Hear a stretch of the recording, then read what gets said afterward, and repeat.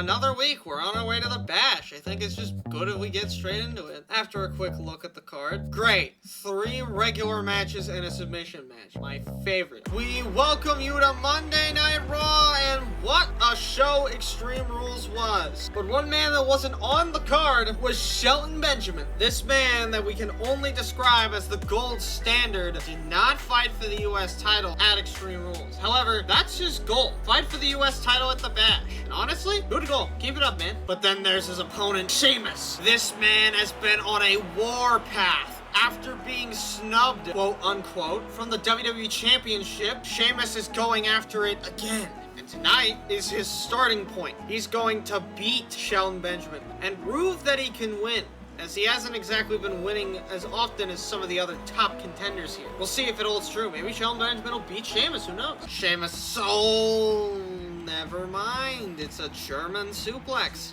Double axe handle by Sheamus, everybody's favorite. A little bit of a stutter to start us out here, but it ain't too bad yet. If there's one thing I know about this game, though, is that it only gets worse the longer I record. Yeah, by the way, how was the everything? I was gone for a little bit due to personal issues. Not really, but still. And now I'm back. I at least delayed recording for a few days because I was like, well, I don't want to record in this state. We love jail time around here. Extreme Rules was a great pay-per-view, though. I really enjoyed it. How it did on YouTube, a little bit less. One of my friends thinks it's because of a new algorithm. However, they're a Twitch kind of guy, so I'm not trusting them. But more or less, I'm not doing as great as I could. But I also understand by this point that most of what's happening here is luck anyways, and maybe my luck's just run dry. Maybe YouTube wants me to do something else. I mean, 2K25 is also just around the corner, so universe modes that take place in later games aren't exactly doing as well, because everyone that is a wrestling fan is like, what's happening with 2K25?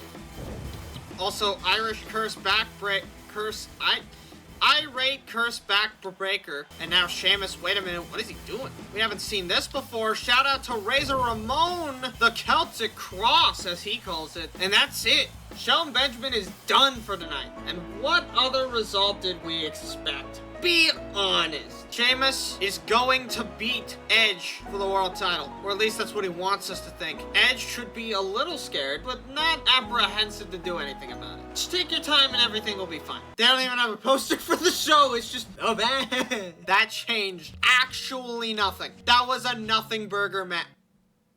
The Rated R Superstar is in the mid-card tonight, and Edge, after Extreme Rules, still our WWE Champion. He defeated Triple H to retain, and Cody Rhodes with an attack on the WWE Champion. Cody Rhodes now is not anyone you should want to mess with at any kind of day, but Cody Rhodes, of all people, would know to beat somebody, you gotta get to them first. I mean, when he betrayed Hardcore Holly back in 2009, 2008, he did it by blindsiding him by joining Ted DiBiase. It made sense. It didn't really make sense, but like it worked out for him just fine. And now I think Edge will make Cody pay for attacking him. But it's also Edge. We don't know. Oh, spin kick. Now, remember, submission matches are, for some ungodly reason, falls count. As the match actually started, that's the real question we should be asking. Don't ask any questions. Okay. And Cody is just a reversal machine out here. And now the referee is coming down, getting involved. He definitely wants to, though. I can see it in his eyes. I can see it. I'm there. I swear. Don't ignore those 2 losers. They are VIP ticketers. Yeah, that's right. They get to sit at the X commentary table because they're such huge fans. The ref hasn't called the bell. The match has technically started by rules of regular matches, but Edge is just gonna take his time and beat Cody down. I mean, that's what you would do to any one of your attackers, right? Cody gets out of the way, and Cody is just not gonna recover from this one, financially speaking. He is just down. Wait, Cody, wrestling-wise, is back in it, and Edge going for the execution. Triple H is still mad. Edge attacked him after they finished their match last night. Triple H is not gonna be happy about that one. Triple H trying to pick him up, but an eye poke. Gonna dig him down, and this is just giving Cody time to recover and rest. Triple H just did nothing, and I think both Edge and Trips realize that they don't really want to do this right now. Oh, Edge realized that Triple H isn't leaving, so that he still wants a beatdown. He's decided to just leave, let it go, wait till later in the night, maybe attack him backstage. And we haven't seen a lot of backstage attacks lately. At least we haven't caught any on camera so far. So far, being the key word there. And we are seeing Edge get into a groove. And that is another execution to Cody Rhodes. How much more punishment can Cody take? Spear! Spear by Edge! Floats him away from the rope. Smart strategy, but is it enough to take Cody out? Surely yes. And it is! Cody has tapped out. Edge wins. Edge. Shit, I forgot to do the attires. Well, hold on. Wait, hold on twice. Sheamus is back with the same pipe that he attacked with the Backlash. I knew there was a story to tell. Cody and Edge had a rivalry in the first place, so that Sheamus moved above Randy, or that Cody moved above Luke Gallows. He lost! You son of a bitch. Anyways, here's the #1 contenders match on the first fucking week. Wondering where that match went? It's gonna be playing in the bottom right corner. We welcome you to the main event of Monday Night Raw, and this one's a doozy. We are already deciding who will face Edge at the Bash, and the best person for the job has to be the game. Triple H. This man has gotten his shit together. After losing to Edge at Extreme Rules, Triple H has vowed to get another shot at Edge, but his opponent has a bigger story to tell than he could ever, as Triple H has only had to deal with the fact that he has beaten Edge before, but lost to him at the pay-per-view. A story many alike him have suffered, but CM Punk is a whole different beast. For CM Punk, the fire always burns, and especially now, in modern times, CM Punk has some opinions. Not only has he put white and black wrist tape together to create a more sensible attire, in my opinion, he also, random camera shot to nothing, he has also managed to lose the tag titles just a month after claiming them. Now, to be fair, the only reason he did claim the tag titles is because Jericho betrayed the Big Show, but CM Punk is still upset. And now, he's going after a much bigger prize in the WWE Championship. But will he be successful? Tonight, we'll find out. Hi guys, look at that. It's the graphic. Ain't that so cool? And now CM Punk immediately hitting Triple H, and I can see that the problem with Punk's boots continues. Last night, he had a little bit of a problem with the boots missing a texture. What the fuck, Triple H? And Punk is just a master of... Alright, I just heard my toilet seat fall down. Nobody else but me is home. I hope I'm not getting invaded. CM Punk, however, is a big master of not letting you get back on your feet. He will just keep on attacking until you can't take anymore. So the knee! Now CM Punk, oh wait, just a minute. Shimmy, shimmy, yeah, shimmy, yeah, shimmy, yeah. Perspective, oh, but CM Punk is a little bit smarter than Triple H first thought. And now a dive off of middle rope is unsuccessful. CM Punk might have just like gotten put himself in a bigger pot than can fit him. What? CM Punk might be in trouble, that's what I'm trying to say. Almost thought he was going for a pedigree for a second. That would have been the ultimate fuck you. Triple H doesn't take advantage and instead just goes into the ring. And with Triple H with a belly-to-belly suplex off the top rope. Of course, this match is a battle between pressure and expectation. No, it's not. Does Punk really have pressure? Is he being pressured? He just lost the tag titles. Nobody expects him to immediately go after the world title, sure, but I don't think he's being pressured to do this by like Luke or anything. It's more or less just kind of a I wanted to do this deal. Knee by Triple H to CM Punk, and a back shots, but with a chop, and another knee. Triple H just cannot stop the knees, and CM Punk cannot stop the chops. CM Punk, nope, not going for what he was going for there. And now CM Punk with a knee to Triple H's face and a running bulldog for good measure. Grabs the leg long enough to put Triple H in the go to sleep. That might actually be the end of the match if that's not a rope break. It's not. 1, 2. That is it. CM Punk is going to the Bash to face Edge. The unexpected outcome of this match has happened. CM Punk, after winning such a big match, must be so tired. Although we've seen him do this exact thing before while also barely taking any damage. So I can't be sure. What the fuck? Is this still the #1 contenders match? If Punk loses, does that mean he loses his shot at the WWE Championship? If that's the case, CM Punk is gonna put all of the stops tonight to make sure that he wins. But as we can tell, CM Punk wants to get this over with, waiting for Triple H to get up so that he can hit him with a diving crossbody. Punk is not in the mood to do a match twice. He's going to the outside, he's grabbing a chair, and he's just gonna hit him with it. And that's legal in this match. Hits him with it again. Dodging the chair shot, also he can pick it back up and hit him with one of his own. And now CM Punk's got a new plan. Elbows straight to the heart of his opponent. And it's Shawn Michaels! We haven't seen Shawn Michaels in forever, but it's a go to sleep on the trips. This match could be over. Where's the ref? And he breaks up the pin, but where was the ref? Why was he just standing there doing nothing? CM Punk is gonna have to fend off DX on the table. Not quite through it. Punk's pissed off. He's got a plan. And they wait. Triple H suplex through the table.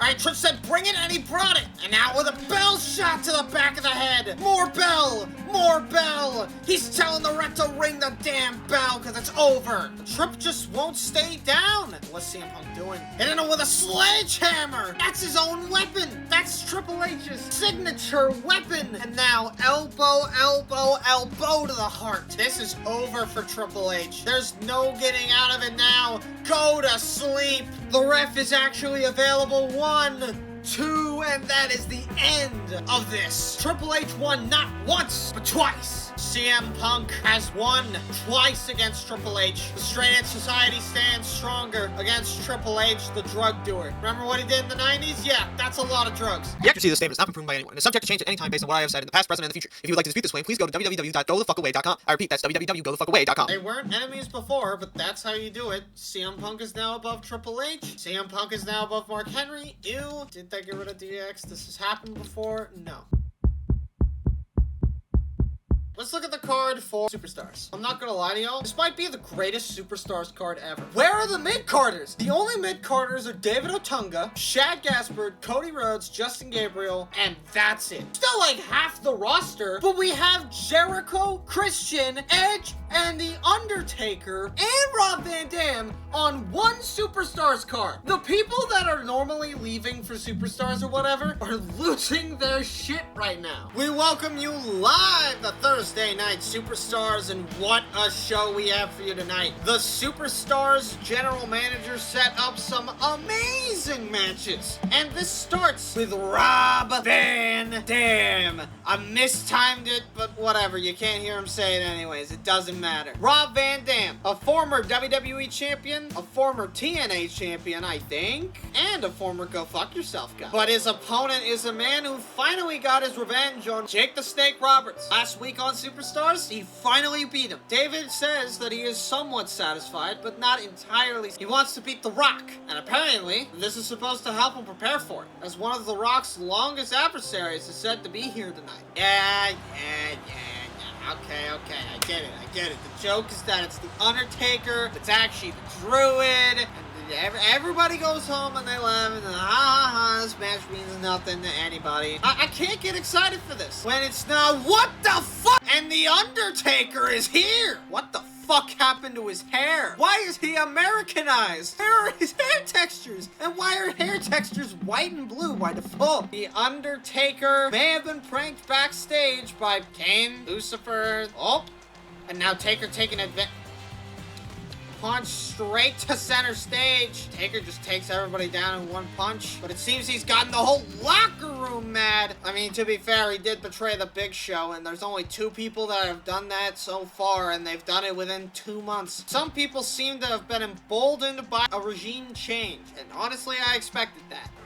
And Taker... Okay, what the actual fuck is that? Just caught Rob Van Dam out of his leg drop, but he didn't get the chokeslam. Somehow, Rob Van Dam managed to counter it in time.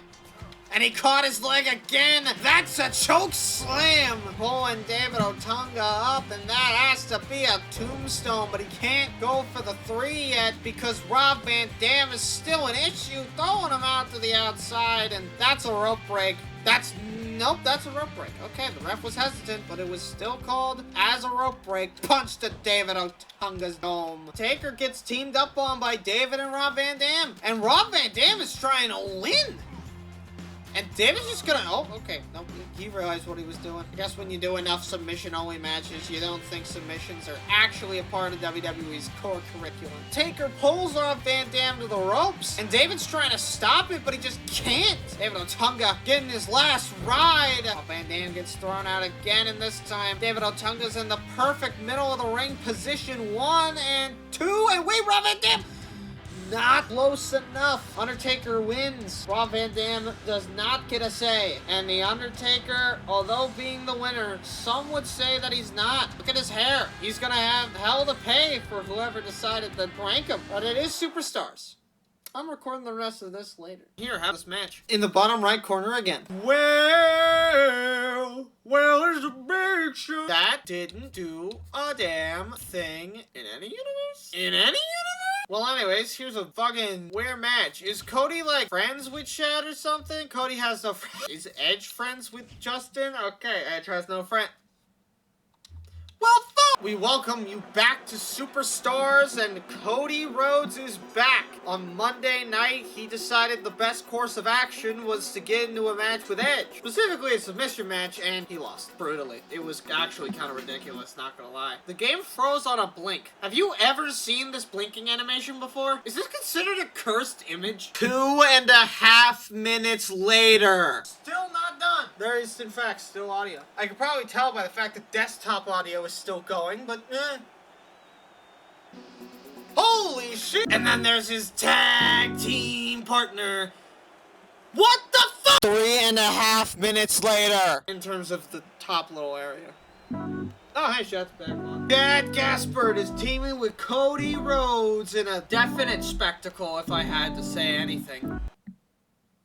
You know, I saw that fucking coming, and I'm just fucking done. I got no balls! Cody has been on the receiving end of a couple of beatings and a couple of winnings the past month, but tonight he seems to be in a weird spot. He's been put in a tag team with Chad Gaspard for one night only to take Edge and Justin Gabriel on, and both of these picks seem irrational. The general manager of Superstars seems to be losing his mind, considering all the specialties he's been making, but our main event is a triple threat match with 3 of SmackDown's greatest, so maybe I don't know what the fuck I'm talking about. And then you have Chad Gaspard. This man is still extremely hated by everybody in the WWE locker room for portraying JTG. No one forgets around here, except for me. I feel like I'm the only person that forgets anything, but whatever. Chad is not in any sort of position to be winning, taking W's, but he just might tonight with the help of Cody Rhodes. But his opponents aren't gonna let that happen as easily. Normally, this would be where a commercial break is, but since I don't have one of those, I'm just gonna tell you to subscribe. Got it? Cool. Back to the video. We're back live on Superstars, and Justin Gabriel's out here. The Conquistador already in the ring, making his return from that one steel cage match on Raw that we already knew was Edge. Is this just Edge in a Conquistador outfit again, or is this a completely different person? I have no idea. And Cody... Ooh. The Conquistador immediately kicks Cody down. I took 4 years to say that, but whatever. Why are his knees a different tone of yellow than the rest of his body? I actually played some 2K24 today in preparation for playing 2K25 because I've already bought the game. That's right, I pre-order all my 2K games. I've pre-ordered every 2K game since 2K22 because taxes come out right as it does. It's the best time to do it. Some people are gonna call me a nerd for that. Anthony, sound off right now. I know you're gonna do it. Cody going for a massive suplex and a suplex slam, and Justin Gabriel, despite looking the other direction, managed to taunt. And now Cody runs up, Edge in the... Edge? We'll use them interchangeably for now. We don't actually know if this is Edge. We'll figure out if he wins. Of course, you didn't get to see his entrance, so you wouldn't know if he has the title, but I feel like if it were Edge, he wouldn't bring the title out anyways, so who cares? Okay, he just straight up missed. Good job. But the second, nope. He's getting what he wants one way or the other, but I don't think that the Conquistador is going to let that happen as easily as everybody might want him to. And now he's running to go tagging Justin, and he gets the tag off, but not before taking Bulldog. That's a drop kick and a half if I've ever seen one. And I think Cody with that last stomp, yep, he's tagging in Chad Gaspard. Here we... Oh, never mind, Justin Gabriel moment. And Chad picks him up off of it. What's he gonna do? A Samoan drop. Unusual to see Do you know Cape Town greatness? Oh yeah, that's right. Justin Gabriel is from Cape Town, South Africa. Half Nelson Slam. It's probably just a full Nelson Slam. I don't know why I'm keeping up that consistent bit. And by keeping it up, I mean I just don't ever really show them. I don't know, I don't show many moves anyways. Whatever the next grapple is, I'm gonna show it in full just for you, unless it's like a SIG, then in which case it'll expire. It is a SIG. Okay! Say that like I didn't have any control over what I did. I don't have control over what Justin does. I do have control over what I do. Chad goes for the cover. It's a 1, that's a 2, and that's a 3. And the Conquistador is pissed. He's telling the ref that he could have made it at the pinch. Is he crying about it? Well, regardless, Chad Gaspard and Cody Rhodes have gotten the win to the dismay of everyone in the locker room. These two could form a tag team. We've seen Ted and Primo do it off one appearance before. Why not? No! It moved Cody and Chad up in the U.S. title scene. Both good contenders. Did not expect them to both go up from the And there we are, the triple threat match of a century. Chris Jericho is out here, and look at him. He's not been around, actually. He's kind of been banished from SmackDown for a little bit. Big Show's kind of been running the place. Jericho is not too the wise about it, so he hasn't shown up on SmackDown a little bit. But he shows up on Superstars tonight, not only because the Big Show isn't here, but because we actually have a rematch. Jericho, Christian, and Ted DiBiase got something to prove. Jericho wants to prove that he can beat his former tag team partner, and Christian wants to prove that he can beat Ted in a normal match. And Ted wants to get revenge on Christian for beating him in that tables match. If you saw that match, you would know that he did not win fairly. The table collapse was clearly already cut by some outside force. I also think that's the first time I've been cut off while doing entrances, but Christian, if you looked at the match again, you know that this man didn't win. No one did. But the SmackDown general manager decided to keep the book the same as it should have been. And honestly, I don't blame him for it, but it made everybody mad. Everybody. Including Ted DiBiase, who's running down to the ring, and what the fuck is that attire? Well, I actually know it. Damn, are anybody mad? Wait, Ted DiBiase already putting Chris Jericho in the Dream Street! It is clear that Ted is going to beat Christian down like the fluke that he is in this new attire. And I talked to him about it earlier today, and he said that this attire is supposed to represent money in all of its forms. Gold, silver, and money, along with red to represent the fact that it is in fact the root of all evil according to most people. Now he says that it isn't, and that his dad was just fine with money in his life. I wouldn't say that his dad would be the best person to learn from in this case. And now Ted taking advantage of a weakened everybody. This match is just full of weaker participants, and now just taking advantage of Christian's gullibility, wanting to get Chris Jericho out of this match rather than, oh, I don't know, the man that beat him up. And they're both after Ted. Ted can't catch a break, and they know the power of this man. They know he's one of the biggest winning superstars right now, and Jericho's just gonna keep kicking him in the face. Oh, he didn't get all that clothesline, but it's fine, because he's gonna break out. While Jericho goes for a thing, we get ourselves a 1 punch. He's got a sledgehammer 2 punch. He's in the way of the camera 3 punch. Ooh, sledgehammer. Wait a minute, though.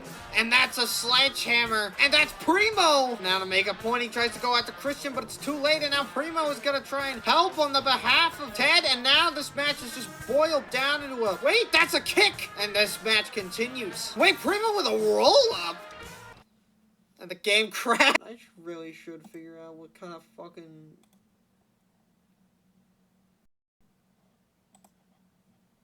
Okay, damn, that took my entire PC to load. The next 45 seconds consists entirely of 5x speed footage of SmackDown vs. Raw 2011. Why didn't I just put it in the corner? Because it'd be kind of weird to have your own match going up against the ending of your own match, okay? Yeah, that's about all I really have to talk about here. I'm just kind of going to talk over the footage because it's not done yet.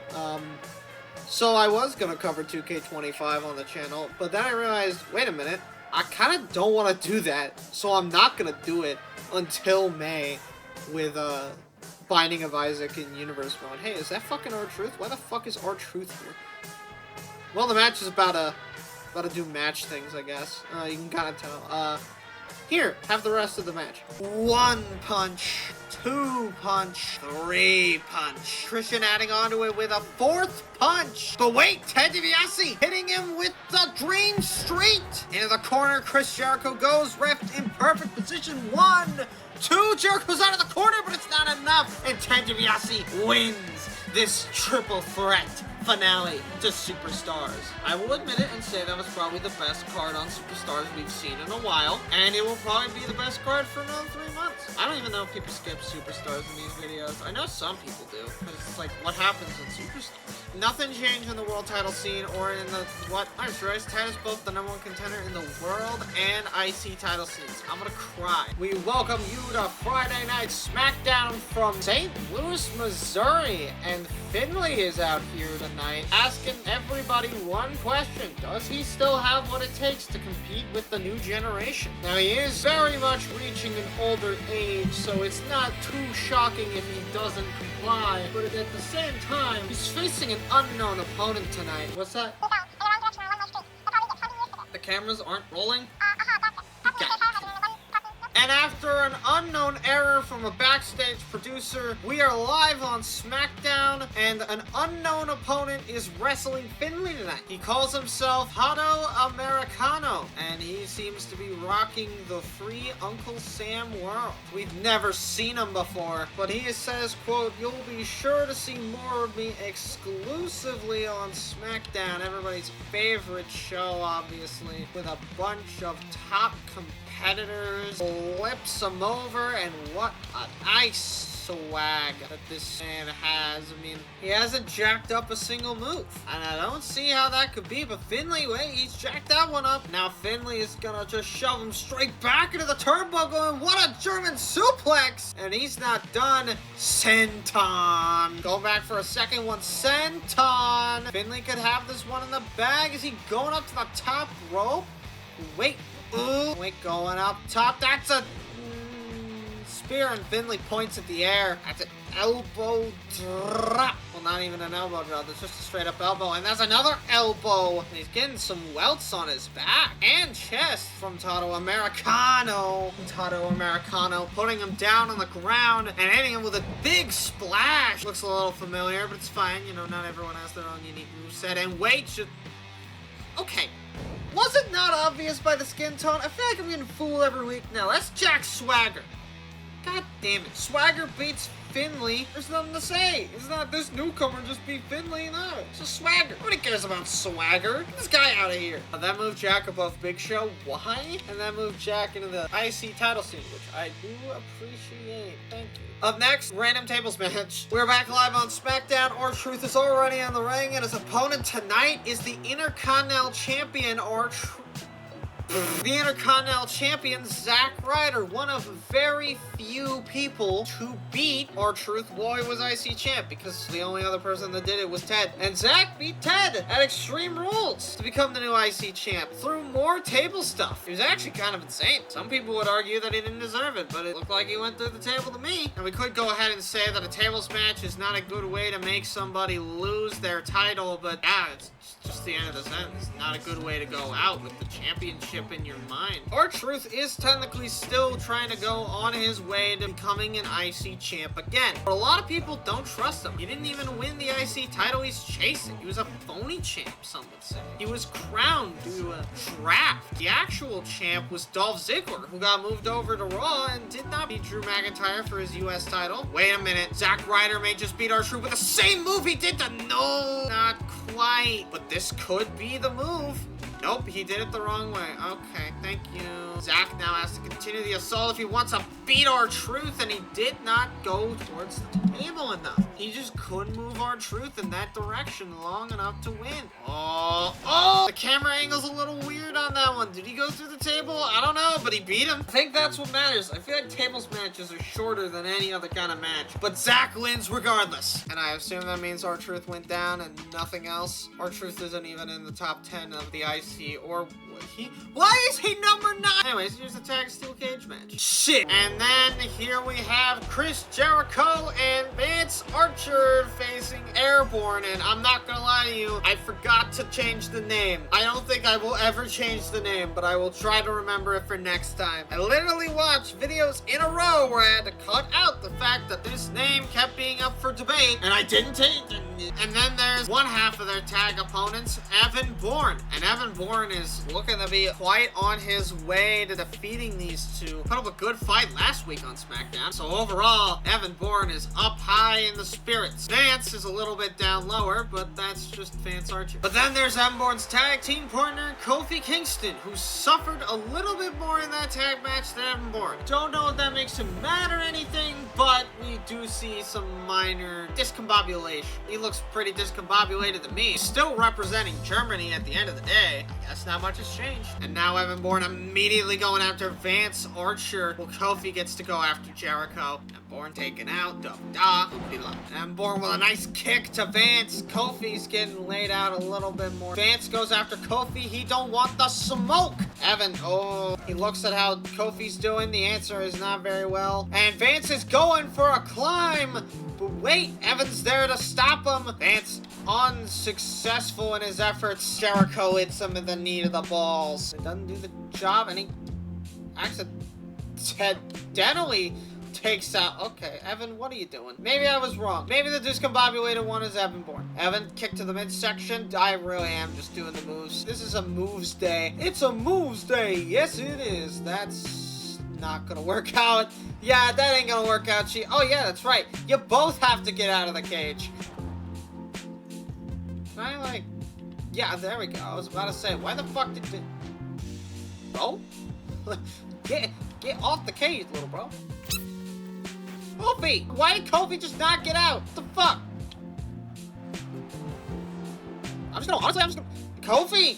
Getting out of the cage? Evan Bourne holding off the whole squad for him. He gets out. Kofi has escaped the cage, but that is not enough. Now Evan has to contend with both Vance and Jericho. And Evan just has to make sure to take them both down for long enough for him to get out. He no longer has to worry about Kofi. Kofi is forced to just watch as Evan takes down the whole squad without him. Good opportunity for Evan Bourne to leave. But it seems he noticed that it wasn't a good enough time. And now Jericho's getting up. And Evan Bourne takes Jericho down. Realistically, it could have been better to let Jericho escape.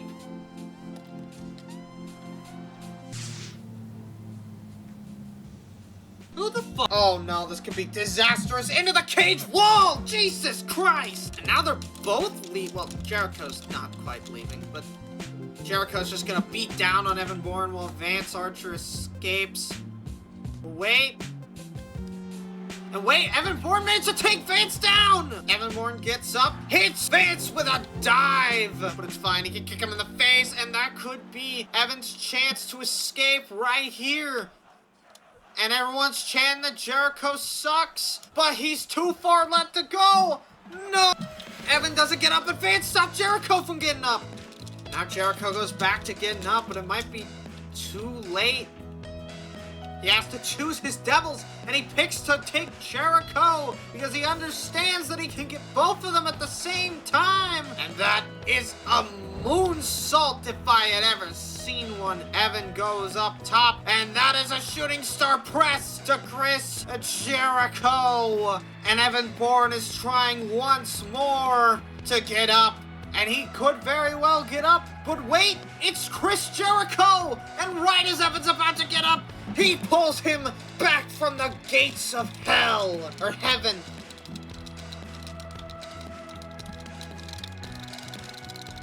Wait a minute. Jericho's getting up, but Evan takes Vance. And remember, it doesn't matter. As long as Evan Bourne gets up and Vance doesn't, this is a job well done. And wait, he's up. Wait, what's he do? Oh my God, what an elbow drop, and he's dead. He's dead. He went for style over okay, take everything back that I said. He wants to punish Vance now, and he's getting too cocky. Wait, he's not done. He's nowhere close to done. That is a good old-fashioned moonsault. moonsault. Is he not gonna hit them? Is he not gonna hit the shooting star press? What's he got in mind here? Okay, he's just not gonna hit the shooting star press then. Okay, that's the end of the match. Evan and Kofi Kingston have successfully won this encounter, but it was close. Every Evan Bourne match I do goes on for like 20 goddamn minutes, and Jericho's being taunted, but Evan Bourne and Kofi Kingston have successfully won. Jericho looks on as his partner is battered, bruised, and defeated. Jericho might be a little upset, might not want to team with him anymore after this. That is straight up what happened. They stopped teaming! I guess the name doesn't matter. That's the end of the saga. The team that was never named. Final match, Ted DiBiase versus The Big Show. And we welcome you to the main event of Friday Night SmackDown as Ted DiBiase is... Oh yeah, that's right. He's a unified tag team champ now, so he comes out with this title animation every single time. But we can still talk about our boy, because he is one half of the unified tag champs, and at Extreme Rules, they beat the Straight Edge Society to do it. I'm not waiting this time. Friday Night SmackDown, Ted DiBiase, unified tag team champion. Straight Edge Society, beat them. We back up to speed?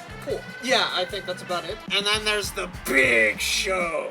I don't even have a drink to grab this time. Here's the Big Show. The game did not freeze this time because it didn't, like, fuck with his pyro or some shit. I don't know. Point is that the Big Show is here tonight and he is ready to do business. He's been betrayed several times before. I'm kinda surprised Ted DiBiase didn't just straight up attack him. He's done it in the past. He did it last night. Maybe he wants to play this one fair as David Hart Smith watches on because of their times in Jericho. I guess David Hart's really just here to watch Big Show get his ass beat. His comeuppance for the things that he did when he was with Chris Jericho. I'm surprised he holds a grudge against Big Show and not Chris Jericho. I mean, we've seen the grudge against Jericho a few times in the past, but I guess this is the first time we've proven that he's had a problem with Big Show, and Ted DiBiase missed half of that. And the parts he did not miss, he barely hit. Big Show throwing Ted DiBiase out of the ring, giving him time to throw up the sign, but Ted DiBiase doesn't let people taunt ever, and he elbows them in the head for even doing the damn thing. I ain't got no...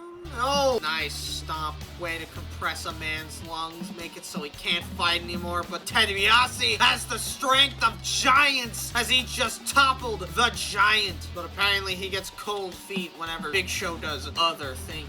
Truly a heel. What is the requirement to be an elbow drop? Genuine question here. Ted DiBiase hits a quick double axe handle on the Big Show. You gotta take every chance you can get to go and attack the Big Show, otherwise you're never gonna beat the man. And he's been flaming with Jericho and Christian, two light heavyweight wrestlers on Superstars. This is a new form of wrestling for him. He can't just do all his big power moves on the Big Show right now. He has to actually pay attention. And though not quite for Big Show. Throws him off, hits him with a what the hell? And now Big Show's telling him to bring it on, and he doesn't bring it on as much as we all thought he would, let's be honest. And Big Show's slamming him into the ground and stomping on him again. Stomping on him again.